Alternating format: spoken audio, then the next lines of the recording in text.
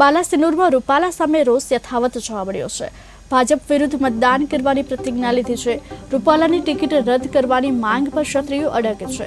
સમાજના આગેવાનો યુવાનો મોટી સંખ્યામાં જોડાયા હતા।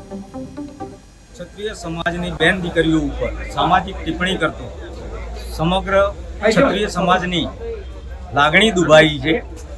તો સમગ્ર ગુજરાત તેમજ સમગ્ર ભારતનો ક્ષત્રિય સમાજ પરસોત્તમ રૂપાલાની ટિકિટ કાપવા માટે અત્યારે મેદાને પડ્યો છે। તો ભારતીય જનતા પાર્ટી દ્વારા જો ક્ષત્રિય સમાજ 562 રજવાડા દાનમાં આપી શકતો હોય તો એક રૂપાલાની ટિકિટ ના લઈ શકે કે રદ કરી શકે।